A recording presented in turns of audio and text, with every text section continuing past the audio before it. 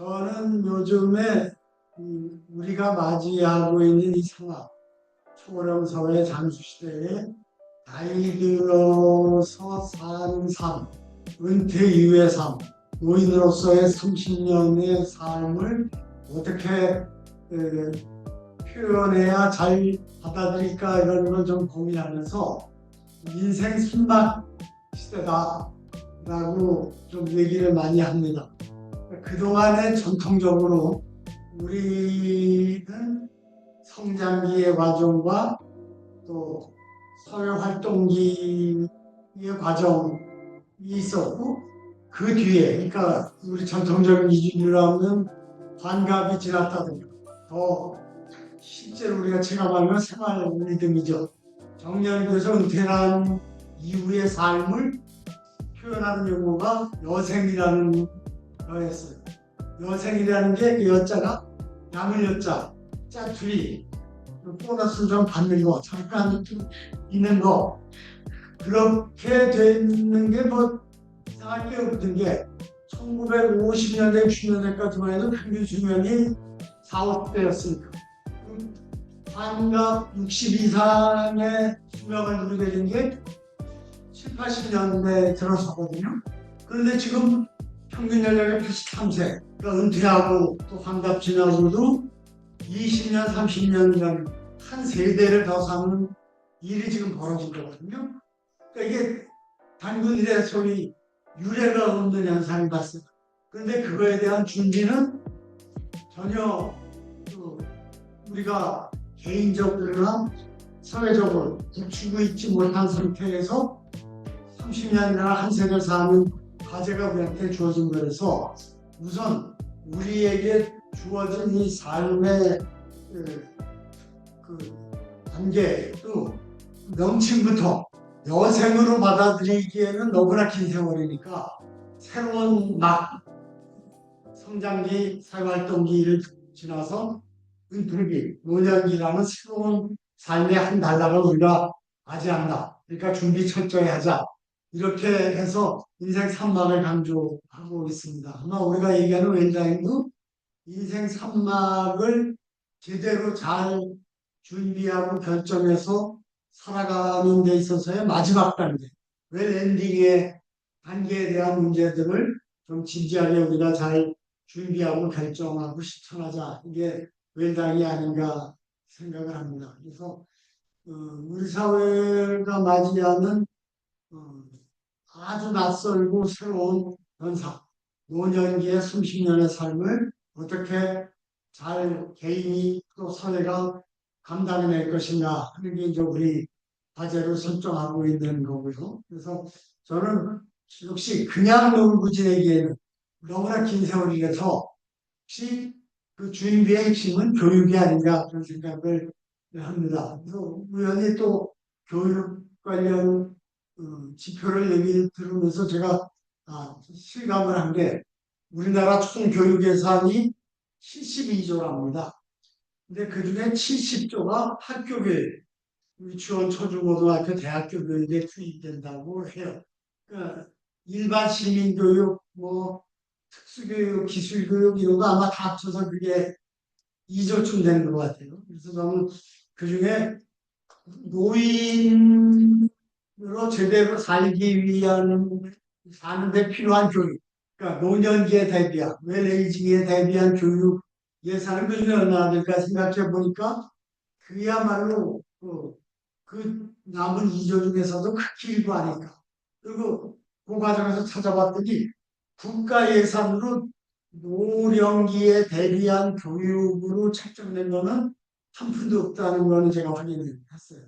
그나마 지금 노인복지관이나 이런 데들 또 종합복지관 이런 데서 프로그램 하는 거에 예산에 대부분이 지방자치단체에서 나오고 아마 일부는 중앙정부의 매칭 펀드로 나가고 있습니다만 국가 차원에서 웰에이징, 웰다잉에 대한 교육에서는 한 푼도 없다.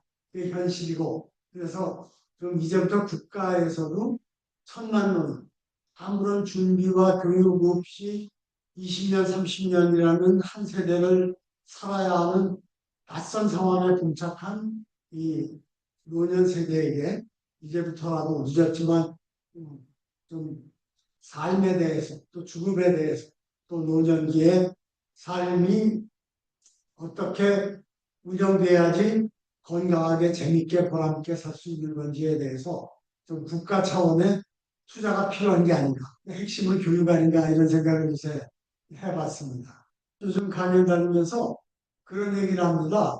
저 생명보험이나 암보험, 무슨 자동차 보험들 많이 드시지 않습니까? 그건 만일의 사태에 대비해서 내 생돈을 들여가면서 하는 건데 그거를 하면서 웰다잉에 대한 준비를 안 한다는 게 정말 이상한 거 아닙니까? 내가 연명 치료를 받게 될 경우에 대비해서 그걸 받을지 안 받을지 결정하는 거. 내 재산이 내가 세상을 떠날 때 어떻게 상속되는 게 좋을지, 어떻게 쓰여지는 게 좋을지에 대해서 내가 미리 결정하는 거. 내가 또 어차피 세상을 떠나면 불태워지거나 흙으로 돌아갈 내 신체를 다른 사람의 생명을 구하는데 쓰여지도록 기증을 하는 것. 또 누구나 맞이하는 죽음에 있어서 장래에 있어서 내가 희망하는 것.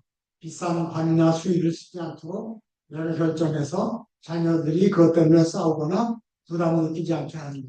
이런 것들 다 반드시 내게 닥칠 수 있는 일에 대해서 미리 결정하는 거고 그거는 생돈 보험료를 내는 것도 아니고 그저 내가 생각해보고 결정하면 되는 건데 이거를 안 한다는 게 얼마나 우리가 생각해보면 좀 무책임한 일이냐 그런 얘기를 많이 드립니다만 웰다잉에 대한 그 결정은 워낙 어려워서 뭐 몇 개월 또는 뭐 그 이상의 교육 훈련이 필요하다.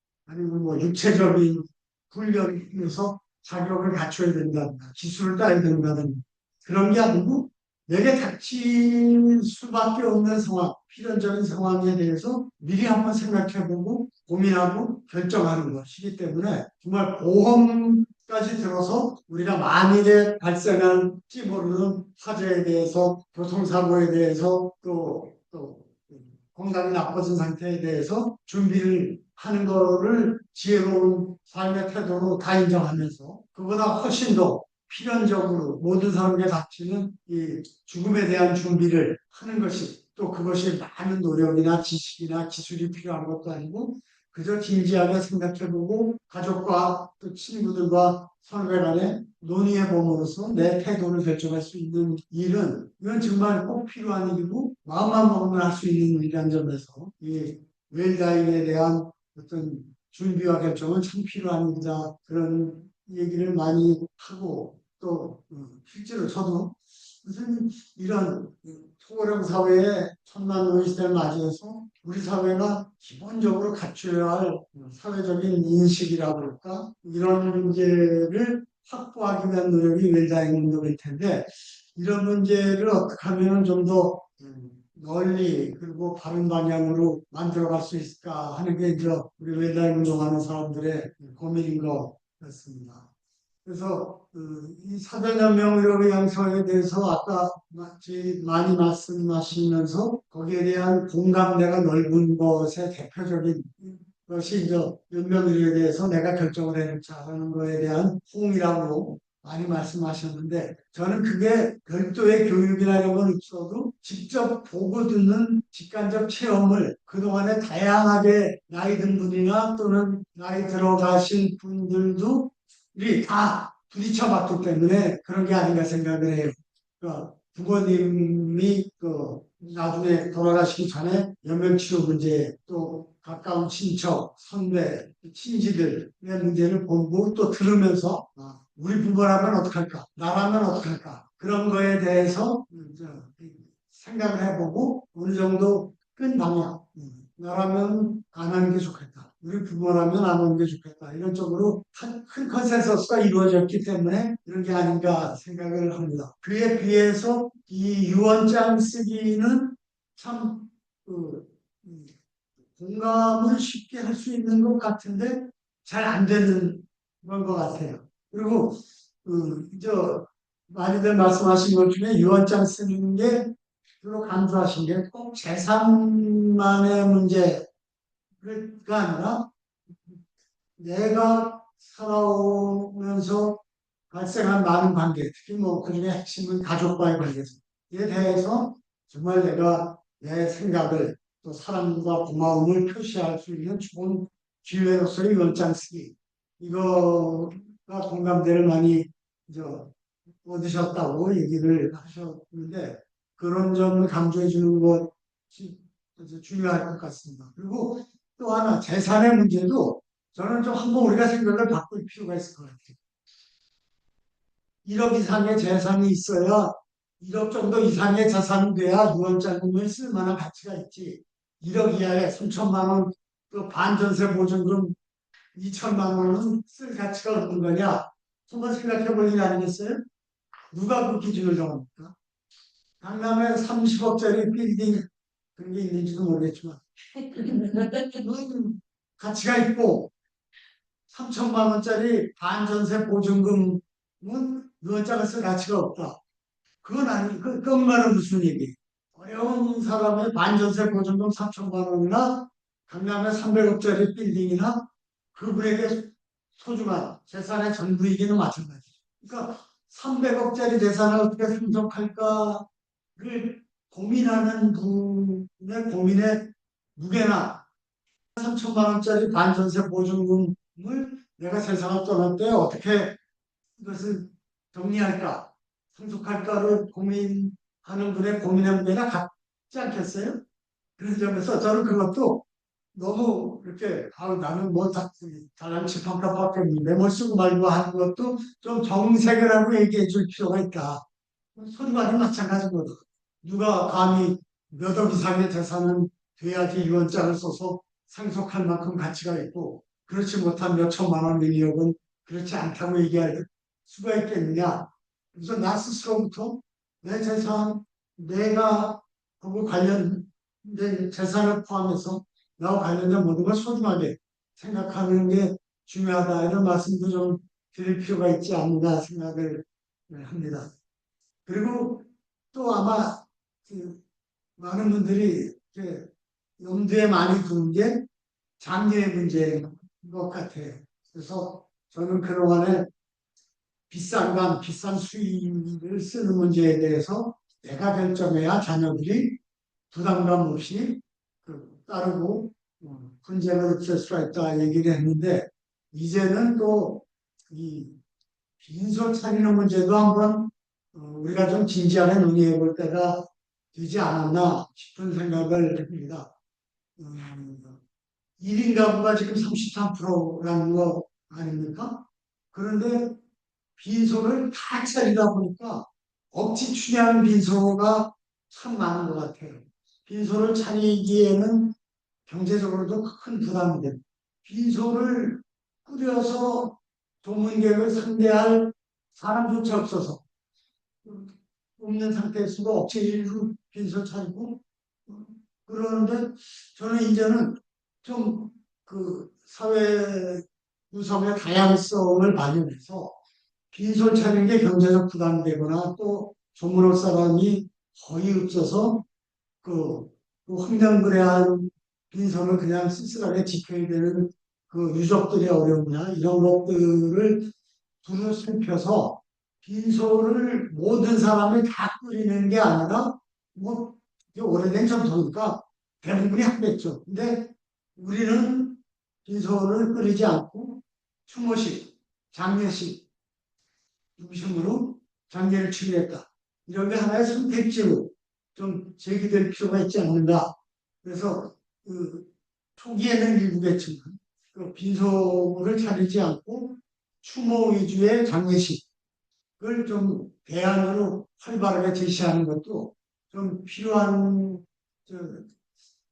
사회적 과제가 아닌가 그런 생각을 합니다. 얘기를 해보면은 좀 관심이 많은 게 또 그와 더불어서 생전장례식인데 생전장례식은 좀 특별한 이벤트일 것 같고 현실적으로 더 중요한 거는 빈소 차리는 게 모든 사람들에게 의무적으로 요구될 그런 거에서 선택의 사항도 좀 바꾸는 것도 우리가 좀 고민하는 게 아닌가 요즘 생각을 많이 하고 있습니다.